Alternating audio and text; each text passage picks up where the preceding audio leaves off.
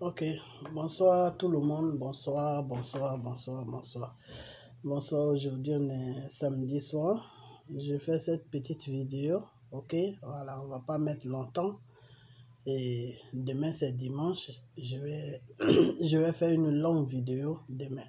Mais aujourd'hui, c'est juste une toute petite vidéo, ok, pour vous expliquer un peu le problème des baptêmes, vous expliquer ce que j'avais laissé en cours quand j'expliquais comment le Seigneur est venu nous sauver, ok, voilà. Quand il est venu sur Marie, il fallait qu'il passe par Marie, ok, pour accomplir le travail sur la terre, ok, voilà. Donc, je vais boucler cette partie si j'ai le temps sur ma vidéo, sur l'appareil, ok, et puis restez toujours dans la parole de Dieu. Je suis grippé, ok, voilà. Restez toujours dans la parole de Dieu qui est la Bible, qui est les jeûnes, qui est les prières. Restez toujours dans le domaine de Dieu, ok, voilà. Donc, c'est ce que je vais à vous dire. Alors, on va chanter une petite chanson. Je sais que vous n'aimez pas mes chansons, mais tant pis, moi je m'en fous, hein. Je chante pour mon père, ok, voilà. Donc, on va aller plus vite parce que sur cet appareil, j'ai pas beaucoup de temps. J'ai pas beaucoup de temps sur le programme, ok, voilà. Comme c'est un ordinateur, donc c'est pas la même chose qu'un téléphone. Ok, alors je vais commencer ma chanson, ok, voilà. Saint-Esprit, c'est le moment. Esprit de Dieu, c'est le moment. C'est le moment. Ô Seigneur, élève ton nom. Esprit de Dieu, c'est le moment. Merveilleux Sauveur, c'est le moment. C'est le moment. Oh mon Seigneur, élève ton nom. Saint-Esprit, oui Saint-Esprit, c'est le moment. Merveilleux Sauveur, c'est le moment. C'est le moment. Oh mon Jésus, oh, glorifie ton nom. Seigneur, nous sommes là. Jésus, nous sommes là. Emmanuel, nous sommes là, nous sommes là, nous sommes là pour toi. Saint-Esprit, nous sommes là. Jésus, nous sommes là. Emmanuel, nous sommes là, nous sommes là, nous sommes là pour toi. Alors nous sommes là pour toi, Père. Ok? Voilà. On sera toujours là pour toi. Car tu es notre Père. Tu es tout pour nous. On n'a personne à part toi. On dit les enfants savent courir, mais ils ne savent pas se cacher. Voilà. C'est notre cas. On sait faire les bêtises sur la terre, mais on a personne. Il n'y a que toi. Il n'y a que toi, Seigneur, il n'y a que toi. Il n'y a que toi, mon roi, il n'y a que toi. Il n'y a que toi, mon Père, il n'y a que toi. Il n'y a que toi, il n'y a que toi. Seigneur, il n'y a que toi. Il n'y a que toi, il n'y a que toi. Jésus, il n'y a que toi. Il n'y a que toi, il n'y a que toi. Mon roi, il n'y a que toi. Nous avons que toi, Seigneur, il n'y a que toi. Il n'y a que toi, mon Père, il n'y a que toi. Donc, il n'y a que toi. Ok? Voilà. Donc, on va continuer. Ok? Voilà. Je vous dis toujours que ceux qui sont dans les églises catholiques, ils sont dans l'ignorance. L'église catholique, le Seigneur n'est pas dans l'église catholique. Vous allez me dire que c'est la première église. Enfin, je ne vais pas rentrer dans ces détails pour ne pas vous ménager. Mais Dieu n'est pas dans l'église catholique. Ok? Voilà. Parce que. Et Marie n'est rien. Marie n'est qu'une personne qui était disponible, que Dieu a pris pour faire un travail. Ok? Voilà. Dieu s'est incarné en Marie et Dieu a fait ses miracles comme il a toujours l'habitude de faire. Il est sorti du ventre de Marie en tant que Jésus. Ok, voilà. Le nom Jésus, c'est Dieu qui a donné ça, à Marie, à tous ceux qui étaient autour de Marie, d'appeler cet enfant qui allait naître de Marie, Jésus. Ok, voilà. Donc, Dieu, c'est Jésus. Ok, parce que c'est le Saint-Esprit qui s'incarnait en Marie. Et avant que le Saint-Esprit s'incarne en Marie, Dieu a dit à Marie que cet enfant que tu vas mettre au monde s'appellera Jésus. Ok?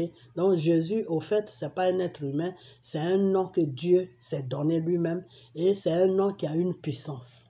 Ok? C'est un nom qui fait partie de Dieu. Ok? Voilà. Donc, c'est pour ça, Dieu, Jésus, Saint-Esprit, c'est le même esprit. Ok? Voilà. Donc, quand tu fais un baptême, tu ne dis pas au nom du Père, au nom du Fils et au nom du Saint-Esprit. Ce n'est pas un baptême. C'est un baptême peut-être pour toi, tu le fais, mais pour Dieu, ce n'est pas un baptême. Dieu ne reconnaît pas ça.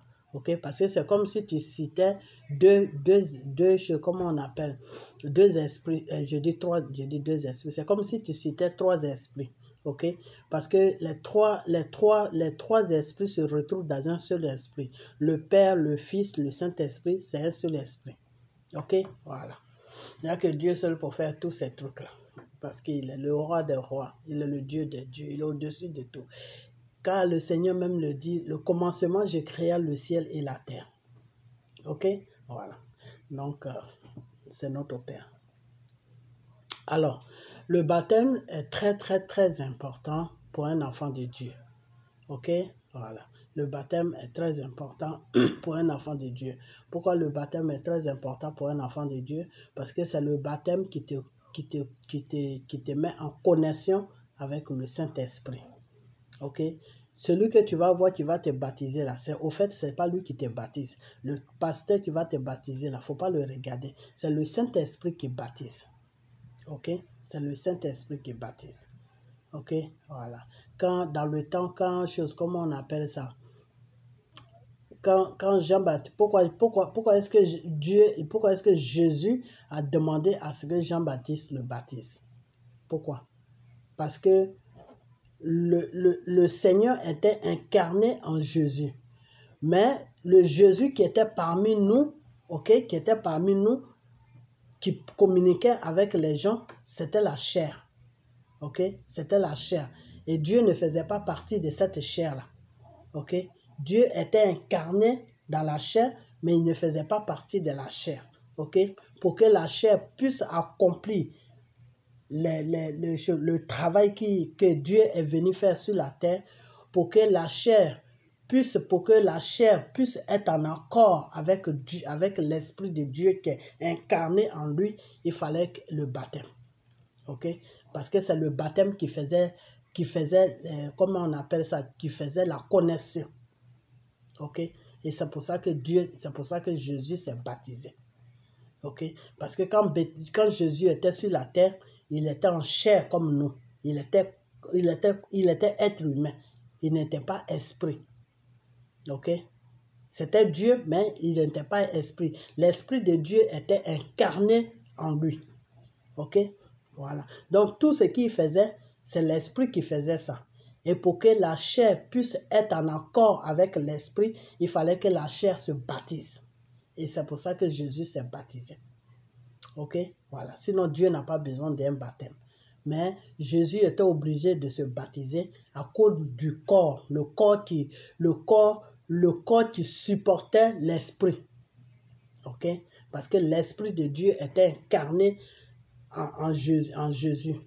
Le Saint-Esprit était incarné en Jésus. Donc, il fallait que la chair de Jésus se baptise. C'est pour ça que Jean-Baptiste avait baptisé Jésus. Ok? Voilà. Donc, c'est pour ça que Jean-Baptiste a dit que oui, je ne suis pas digne de vous baptiser. Parce que Jean-Baptiste savait que celui qui voyait, c'est Dieu qui était incarné en lui. C'est-à-dire, c'est Dieu qui était en lui. Ok? Voilà. Parce que Jean-Baptiste, lui, il ne voyait pas la chair, il ne voyait pas le corps, il ne voyait pas la chair. Lui, il voyait l'esprit qui était dans la chair. Ok? Voilà. Et c'est pour ça, souvent, quand quelqu'un trouve la mort, son esprit sort en lui, et puis ça va chez Dieu, ou ça va en enfer. Ça dépend quel rôle l'esprit a joué sur la terre quand la personne était vivante. Si tu as fait des bons trucs, ben, tu vas chez Dieu. Si tu as fait des mauvais trucs, ben, tu vas chez Satan. Ok, voilà, c'est ça. Donc, le baptême au fait, c'est quoi? Le baptême au fait, c'est ce que je suis en train d'expliquer, mais je vais encore expliquer pour les gens qui ne comprennent pas trop. Le baptême au fait, c'est le baptême qui te met, comment on appelle, qui te rapproche du Saint-Esprit. C'est le baptême qui te connecte avec le Saint-Esprit. C'est par le baptême que Dieu sait que tu es son enfant. Ok?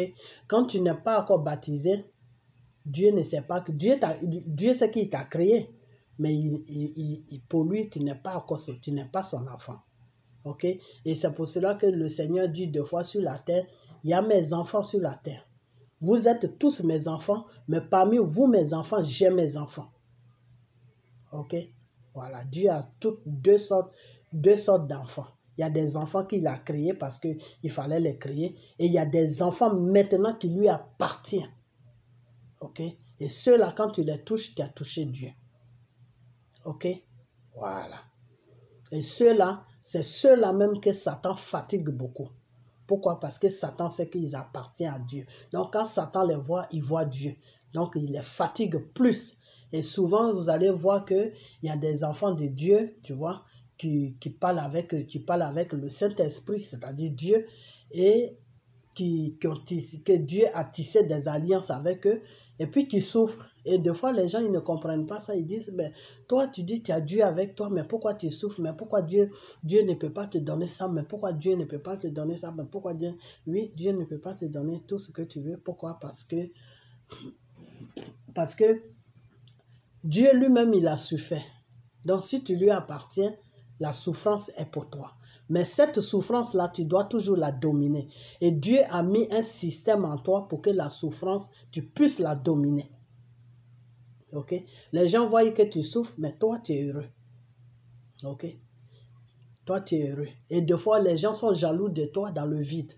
Toi-même, tu te demandes, mais pourquoi ils sont jaloux de moi? Ok? Voilà. Donc, enfant de Dieu, enfant de choses, comment on appelle? Vrai enfant de Dieu. Et pour lui, la souffrance est toujours pour lui. C'est pour ça que vous allez voir des fois des vrais pasteurs, des vrais pasteurs que Dieu a appelés à son œuvre. Vous allez les voir des fois en Afrique, ils sont malheureux.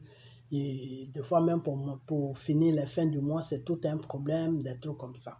Ok? Voilà, parce qu'ils sont les cibles de Satan.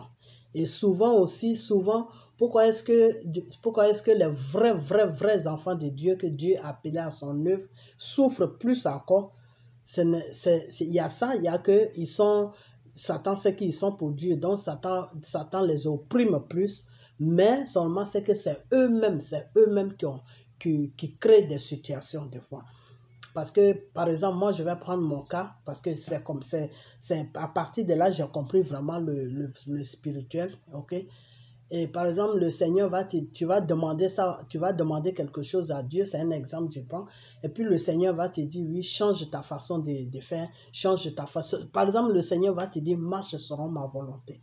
La volonté, c'est quoi? La volonté de Dieu, c'est-à-dire, quand Dieu te dit, il faut dormir, tu dois dormir. Quand Dieu te dit, réveille-toi, tu dois te réveiller. Quand Dieu te dit, ça là, c'est pas bon pour toi, tu ne dois pas toucher ça. Quand Dieu te dit, ça là, tu ne dois pas manger ça, tu ne dois pas manger ça. Quand Dieu te dit, manger dehors, c'est-à-dire la nourriture que les gens préparent dehors, là, toi, tu n'as pas le droit de manger ça, tu ne dois pas manger ça.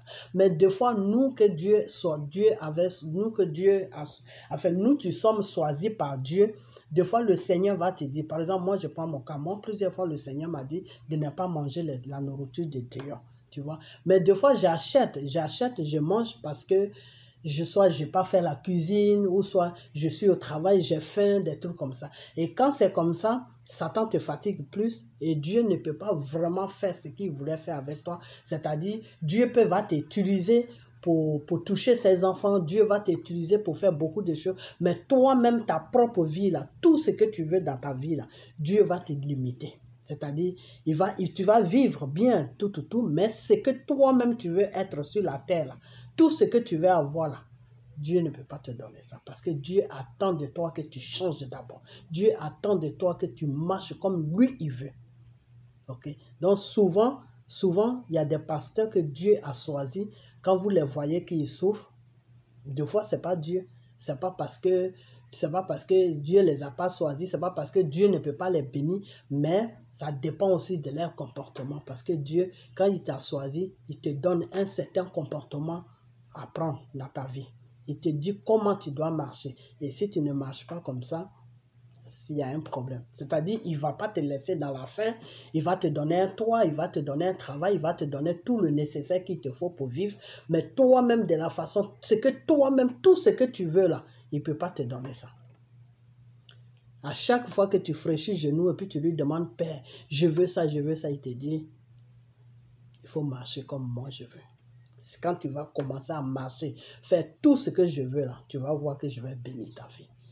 Et des fois, nous les enfants de Dieu que Dieu a choisi, pourquoi est-ce qu'on n'arrive pas vraiment à faire tout ce que Dieu nous demande de faire? Parce qu'on est dans le monde, c'est pas facile, il y a la tentation, il y a le Satan qui est là, il y a des choses, comme j'ai dit tout à l'heure, moi le Seigneur m'a dit de ne pas manger la nourriture de Dieu. Mais il arrive des moments où j'achète et puis je mange, après quand je finis de manger, je regrette, tu vois, mais j'ai déjà mangé. Tu vois? Et ça, c'est des trucs qui ne sont pas bien. Par exemple, si Dieu me disait, oui, si je demandais quelque chose pour moi-même, et puis Dieu me dit, bon, tant que tu continueras de manger la nourriture de Dieu que je t'ai dit de ne pas manger, mais ce que tu demandes là, je ne vais pas te donner. Si vous voulez, Dieu, c'est pour ça que Dieu dit, vous êtes tous mes enfants sur la terre, mais parmi mes enfants, il y a mes enfants. Ok? Voilà. Par exemple, quand le Seigneur me dit, quand tu manges tu ne faut pas manger la nourriture de Dieu, puis moi je mange la nourriture de Dieu. C'est quoi? C'est je désobéis à mon Père. Ok? Voilà. Donc, par exemple, si je lui demande quelque chose, il va me dire, d'accord, je t'avais dit de ne pas faire ça. Et comme tu t'entêtes toujours à faire ça, ben moi aussi, ce que tu me demandes, je ne vais pas te donner. Dieu, il est comme un Père. Vous comprenez? Voilà. Il est comme un Père. Voilà. Donc, marcher, c'est pour ça que je vous dis toujours de lire sa parole, de faire des prières, de jeûner, vous allez vous rapprocher de lui. Même s'il ne t'a pas choisi pour le servir, même s'il ne t'a pas choisi, mais quand tu te rapproches de lui, là, il met sa main sur toi et quand tu demandes quelque chose, tu l'obtiens. Quand tu pries aussi, ça marche. Ok? Voilà. Donc, soyez toujours dans les bonnes conditions pour que Dieu puisse vous aider. Parce que Dieu, quand tu n'es pas dans les bonnes conditions, quand tu pries, il n'entend pas ta prière. Il bouche ses oreilles. Il bouche ses oreilles. Ok? Voilà. Parce que, pourquoi il fait ça? Ce n'est pas parce qu'il ne t'aime pas, mais tout simplement, il veut que tu changes. Ok? Voilà. Il veut que tu changes, il veut que tu vives une vie bien, il veut que tu marches comme lui, parce que quand tu vas marcher comme lui, Satan n'aura plus de pouvoir sur toi. Satan ne pourra plus rien faire. Le contraire, Satan même va te fuir. Ok? Satan même va te fuir. De la façon que Satan fuyait Jésus, là, c'est comme ça que Satan va te fuir. Vous voyez le cas de Jésus, le Seigneur était incarné dans le corps de Jésus. Mais qu'est-ce qui s'est passé? Pourquoi est-ce que Satan faisait des tentations à Jésus? Parce que Satan savait très bien que le corps là, le corps qu'il voyait là, c'était un corps normal d'un être humain. Mais ce qui était dans le corps là, c'était Dieu qui était dedans. Donc, si le corps cédait là, si le corps avait cédé, c'est-à-dire si Jésus avait cédé à toutes les tentations de Satan, mais Dieu n'allait pas accomplir la mission qu'il est venu faire sur la terre. Ok? Voilà, c'est pour ça que Dieu a donné la victoire, la gloire à Jésus. Parce que Jésus l'a obéi. Du début jusqu'à la fin. Jésus n'est pas allé à gauche. Ok? Et il a toujours dit que quand je vous dis quelque chose, ne me regardez pas. C'est mon Père qui est aux cieux qui me dit de vous dire ça. Ok? Voilà. Donc, avec Dieu, c'est comme ça que ça se passe. Ok?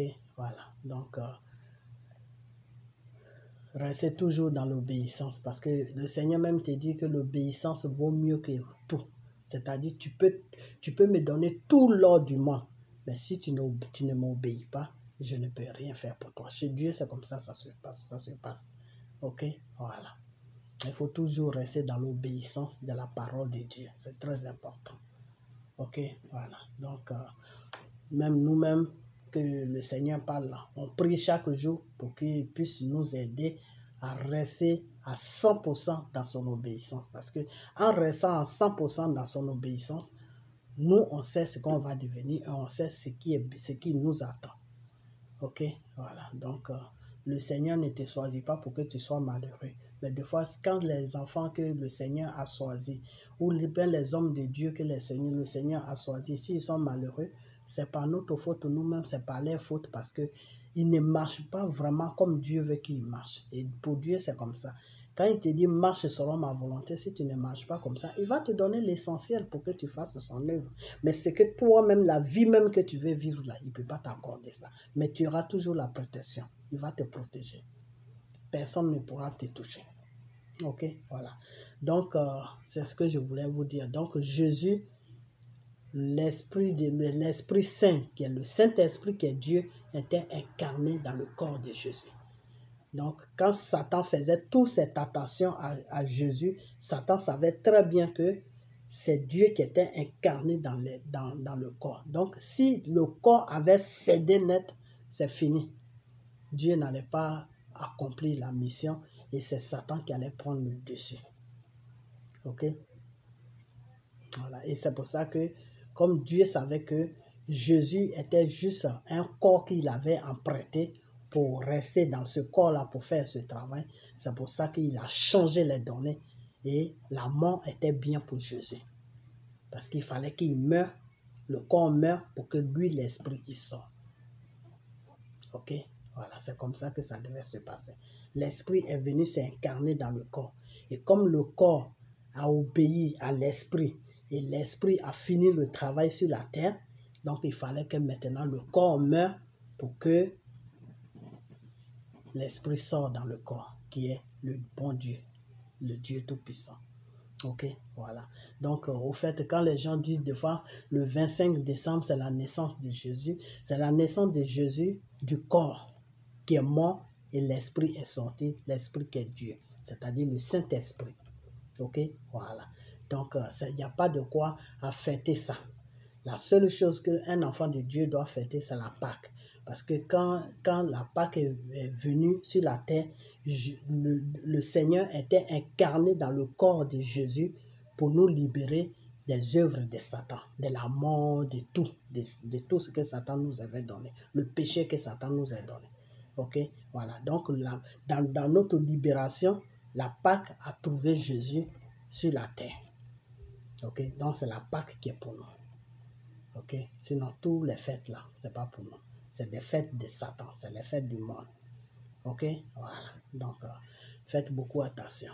Parce que quand tu es un enfant de Dieu, que tu fêtes ces fêtes-là, Satan, lui, il est là, il rigole, il dit, regarde-moi ça. Ils se disent, les enfants de Dieu, ils ne connaissent même pas qui est Dieu. Ok, voilà. Donc voilà, je vais m'arrêter là parce que je vous avais dit, je fais la vidéo sur l'ordinateur, donc je n'ai pas assez de temps. Ok, voilà. Donc maintenant, de la vidéo, je vais faire demain, je vais décortiquer encore plus. Je vais plus vous décortiquer beaucoup de choses dans le Seigneur. Cette année-là, vous allez comprendre beaucoup de choses. Ok, voilà. On va parler un peu de choses comme on appelle du Mali, ça va bientôt se couper. On va parler du Mali, mais un autre jour, peut-être demain. Demain, je vais parler du Mali. Parce qu'en ce moment, Dramane Ouattara et sa France et les alliés de la France, ils sont en train de préparer un grand coup sur le Mali. Okay? La fois dernière, ils ont mis des mercenaires dans un avion et ils ont été arrêtés à l'aéroport. Cette fois-ci, là, ça ne sera plus un avion. Ils vont employer un autre chemin pour envahir le Mali. Ok, voilà. Donc, c'est de ça que je vais parler demain si j'ai le temps. Parce que maintenant, je vais parler plus de Dieu et puis de la politique sur la Côte d'Ivoire. Ok, il n'y a pas de politique, il n'y a rien sur la Côte d'Ivoire parce que Blé Goudé, son cinéma qu'il est en train de faire, c'est de ça que je vais parler. Il faut dénoncer Blé Goudé parce que Blé Goudé n'est pas là pour les Ivoiriens. Blé Goudé est au service de la France. Et quand Blé Goudé dit deux fois que oui, comment on appelle, pourquoi, donc, si c'est Gbagbo qui était au pouvoir ou ceci, cela, il fallait, je ne sais pas, ces bêtises qu'il rencontre. Je vais mettre la vidéo et puis je vais bien faire sa vidéo. Je ne vais pas mélanger les trucs de Dieu avec les bêtises de Blé Goudé. Ok, voilà. Blé Goudé n'est même pas au service de Dramane Ouattara. Si c'était que Dramane Ouattara seulement là, Blé Goudé allait rester à la haie là-bas. Parce que Dramane Ouattara même ne veut même pas le voir, il ne veut même pas composer avec lui. En ce moment-là, Dramane ne compose même pas avec Blé Goudé. C'est le fils de Dramane Brahima Ouattara, ou je ne sais pas quoi, c'est lui qui compose avec Blé Goudé. Ok, voilà. Blé Goudé a été imposé à Dramane par la France. C'est la France qui a imposé Blé Goudé à Dramane. Ok, voilà. Pour qu'il aide Dramane à amener le peuple ivoirien vers Dramane. Voilà le rôle que Blé Goudé est venu jouer sur la Côte d'Ivoire. Donc, ceux qui ne comprennent pas, ben, suivez-le. À la fin, vous allez comprendre qui vous suivez. Ok, voilà. Donc, la prochaine vidéo, c'est pour demain soir. Après ma messe, on va parler encore, on va décortiquer encore sur le problème de Dieu. Ok, et puis, on va parler un peu de Mali, pas trop. Et puis, on va rester maintenant sur le débat de la Côte d'Ivoire. Blé Goudé, son cinéma qu'il fait là.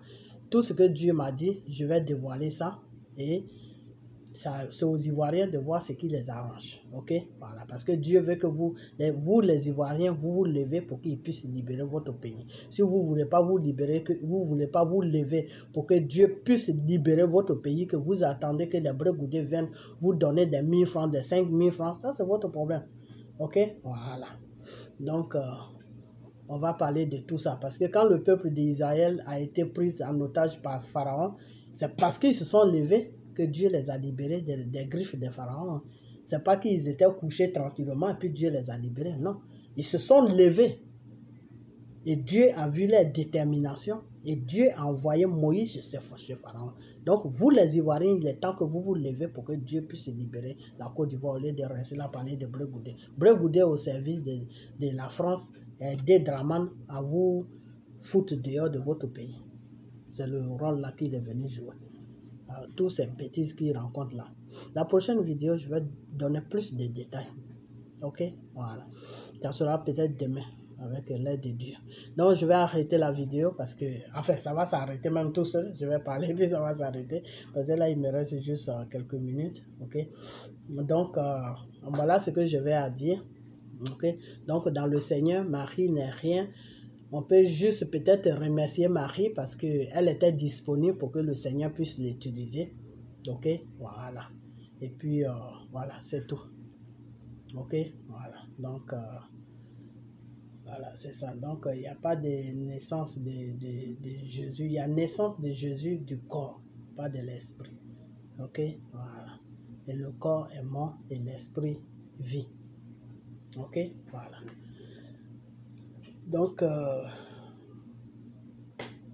portez-vous bien et puis partagez la vidéo. Partagez-la si vous voyez, si vous la voyez. Si vous voyez ma vidéo, partagez-la, partagez-la, partagez-la.